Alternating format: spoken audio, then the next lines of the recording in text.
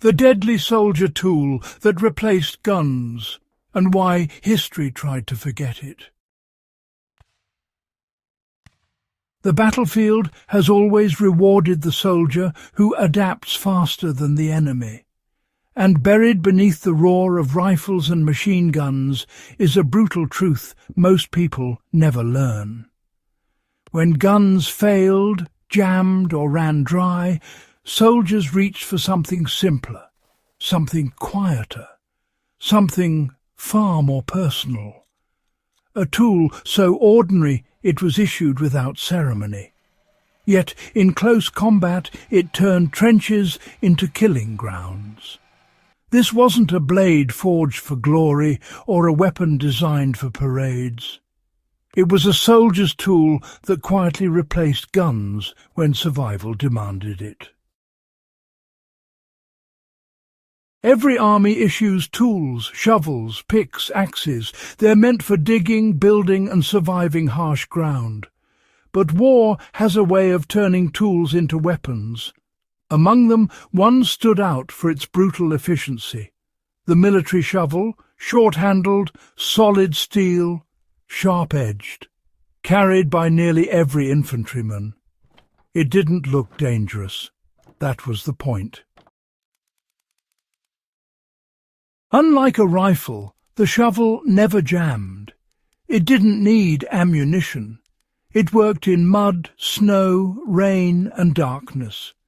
In tight trenches and collapsed buildings where long rifles became awkward clubs, the shovel thrived. Soldiers learned quickly that a sharpened edge on a compact tool could end a fight in seconds. Most people imagine war as long-distance fire and loud explosions, but you know, the reality on the ground was different. Trenches were narrow, bunkers were cramped, night raids were silent and chaotic. In these spaces, firearms were often liabilities. A long barrel snagged on walls. A loud shot revealed position instantly, and a misfire could mean death. When soldiers charged into enemy trenches, surprise mattered more than firepower. A shovel strike was faster than raising a rifle, quieter than pulling a trigger, and, well, devastating at arm's length. Veterans would later admit that in these moments the shovel wasn't a last resort. It was the preferred choice. Military shovels were built to endure punishment. Thick steel, reinforced edges, balanced weight. Soldiers discovered that by sharpening one side, the shovel could cut as cleanly as a blade. Training manuals didn't advertise this, but battlefield experience spread faster than doctrine. Some units quietly encouraged it, others pretended it wasn't happening. But soldiers knew the truth. In a night assault, the shovel was king.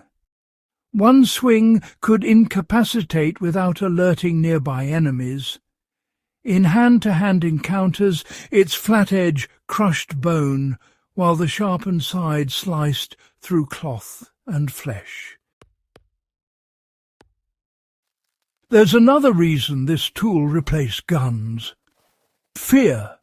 A rifle shot is distant, impersonal. A shovel is intimate, close, brutal. The sight of an enemy charging with a sharpened entrenching tool broke morale faster than gunfire. Survivors spoke of the terror it inspired, not because it was exotic, but because it was so primitive. War strips combat down to raw survival. And you know, few things are more unsettling than being attacked with something meant for digging graves. Night raids were the proving ground. Soldiers moved slowly, no talking, no firing unless absolutely necessary. Guns stayed slung. Shovels came out. The goal was to eliminate guards without waking the trench line.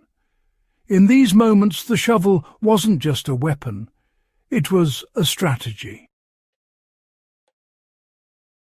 Entire engagements ended without a single shot fired. The tool allowed soldiers to move like ghosts, leaving confusion behind them. This kind of warfare rarely made headlines. It didn't fit heroic narratives, but it won ground and, saved lives. After the wars ended, stories focused on tanks, planes and rifles. The shovel didn't sell victory parades. It was too raw, too close to the truth of combat. Acknowledging it meant admitting how personal and, savage fighting really was. Military historians knew its importance. Veterans remembered it vividly.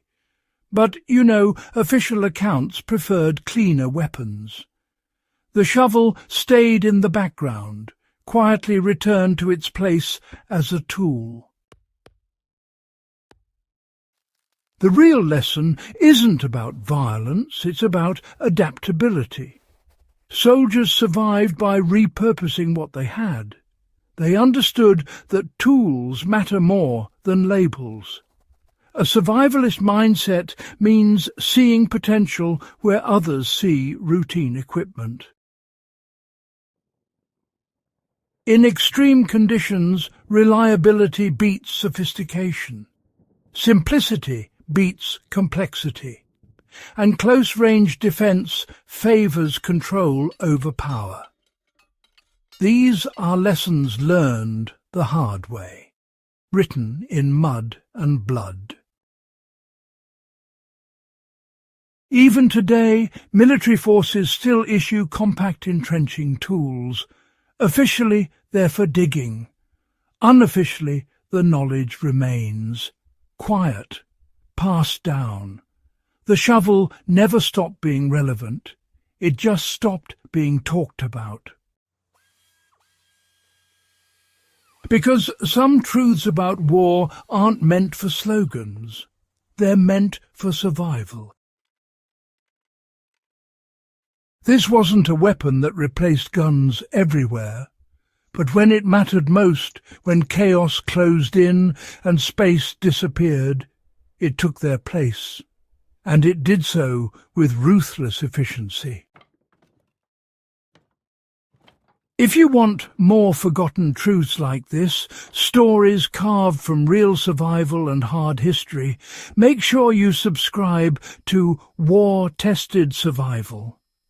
Share this episode with someone who thinks they know war history, because the most dangerous tools are often the ones hiding in plain sight.